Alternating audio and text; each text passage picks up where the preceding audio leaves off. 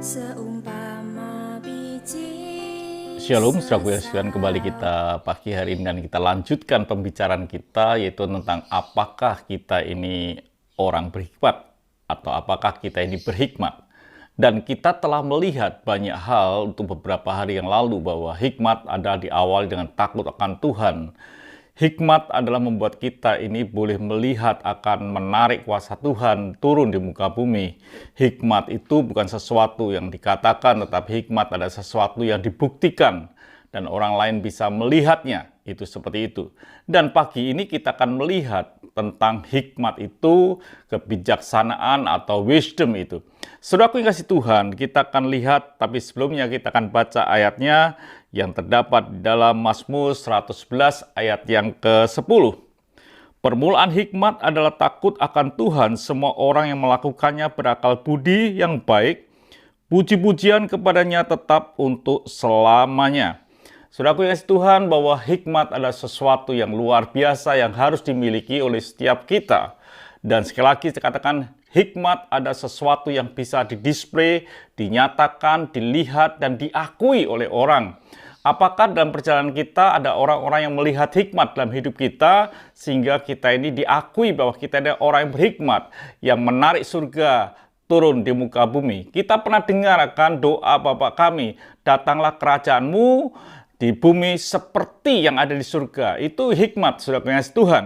Dan kita akan lihat, saudaraku, dalam Matius 7 ayat yang ke-24 dikatakan, setiap orang yang mendengar perkataanku ini dan melakukan, ia sama dengan orang yang bijaksana yang mendirikan rumahnya di atas batu.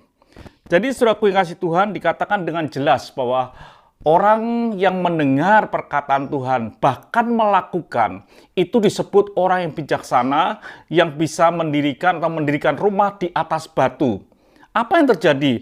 Firman Tuhan jelas dikatakan dalam ayat berikutnya. Kemudian turunlah hujan dan datanglah banjir. Lalu angin melanda rumah itu, tetapi rumah itu tidak rubuh sebab didirikan di atas batu.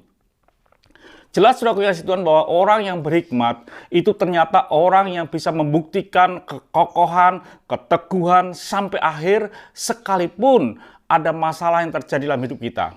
Hari ini saudara pengasih Tuhan, apakah saudara orang berhikmat? Ketika masalah datang dalam hidup kita, problema datang dalam hidup kita, kita tetap kokoh dan berdiri dan bisa dilihat bahwa hidup saudara ada orang yang berhikmat yang tidak hancur karena situasi ada di sekitar kita. Saudaraku kasih Tuhan, itulah orang berhikmat. Dan ditulis dengan jelas seperti apa orang berhikmat, dikatakan orang yang mendengar perkataan Tuhan dan melakukannya. Itu orang yang bijaksana. Dan apakah saudara dalam hidup ini adalah orang yang mendengar firman Tuhan dan melakukan?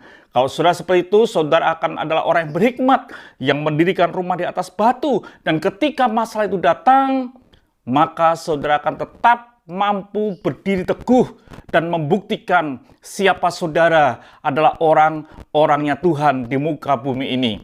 Tetapi saudara kasih Tuhan, pada hari ini banyak anak-anak Tuhan yang hanya sekedar datang dan mendengar firman Tuhan. Dikatakan saudara kasih Tuhan dalam Matius 7 ayat yang ke-26, tetapi setiap orang yang mendengar perkataanku ini dan tidak melakukannya, ia sama dengan orang yang bodoh yang mendirikan rumah di atas pasir. Kalau saudara hanya datang ke gereja tapi tidak menghidupi firman Tuhan yang saudara dengar, itu saudara seperti orang bodoh yang mendirikan rumah di atas pasir.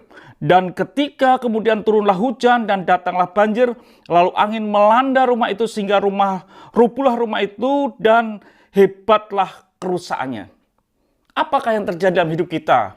Saudara ke gereja, pindah gereja, karena sesuatu hal yang terjadi dalam hidup saudara tidak cocok dengan jemaat yang lain, tidak cocok dengan pendeta yang lain, dan lain sebagainya. Saudara mengambil keputusan untuk mengubah.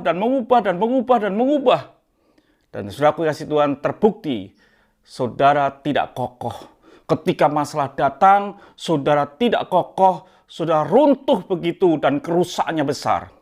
Saudaraku yang kasih Tuhan, bila kita adalah orang-orang yang mendengar firman Allah dan melakukan, itu orang bijaksana. Bila hidup kita seperti itu, orang bijaksana adalah orang yang bisa membuktikan dirinya adalah orang yang kokoh dan teguh. dan setia. Tuhan memberkati. Sampai jumpa esok pagi. Mari kita berdoa.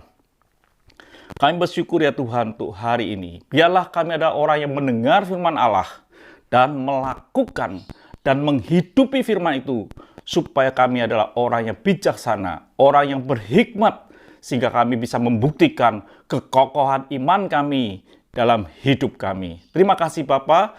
Dalam nama Tuhan Yesus Kristus kami bisa berdoa dan mengucap syukur. Haleluya. Amin.